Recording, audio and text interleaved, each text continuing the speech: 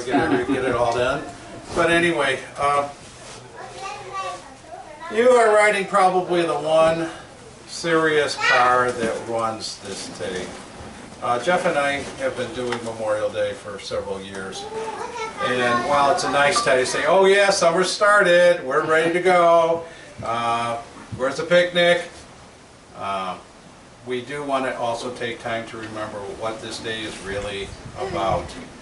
And so every year for the last 5 years, and Jeff and I have been working this on Memorial Day, we always try and do a little tribute to those men and women who gave the ultimate sacrifice so that you could be riding on this car right now. So if you bear with me, we're going to do a little memorial.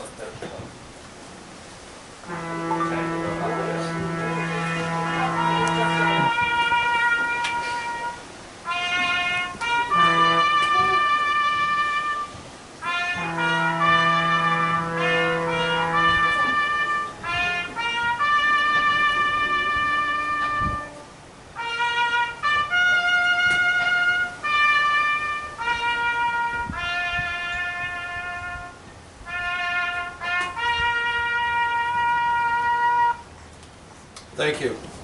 Sometimes it's hard for me to do this because I do know some people that unfortunately are not with us anymore because of various things, and I've had students from when I taught, so I do remember what things really about.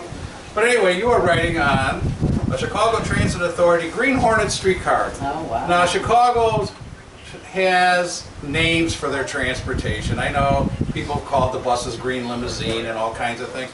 This was called a Green Hornet. I don't know if you saw the red car in front of us, or back of us, it might be coming around.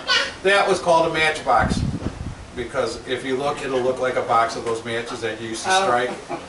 So, this one was called a Green Hornet, and you're going, well, why? Well, the real reason is, what color is it on the outside? Green. And at the time that this at the time that this car went into service, in 1948, there was a show on the radio called the Green Hornet.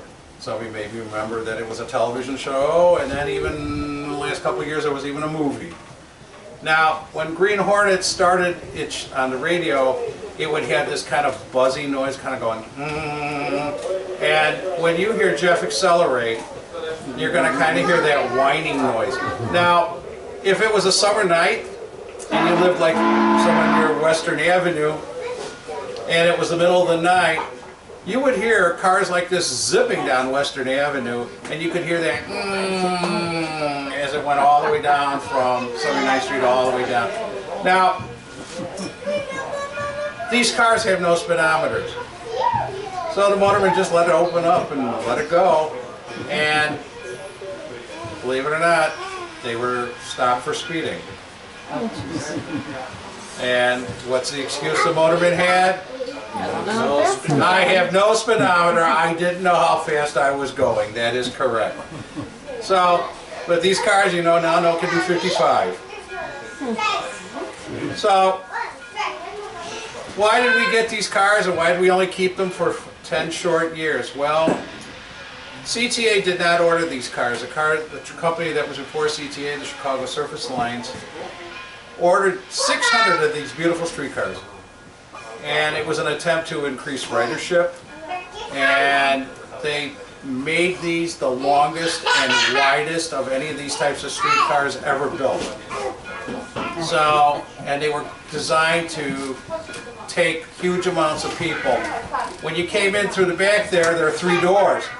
And the object was to get you in as fast as possible, get past me where I would, in those days, take your fare or punch your transfer or whatever, and then you're outward when you come out to the front or the middle doors. So that there was a constant movement, so that people going out, the people are coming in, so that it's always a constant flow of people. Well, CTA hated these. And not because they're modern, but because it takes 2 people to operate them. And as a cost-cutting move, they said get rid of them.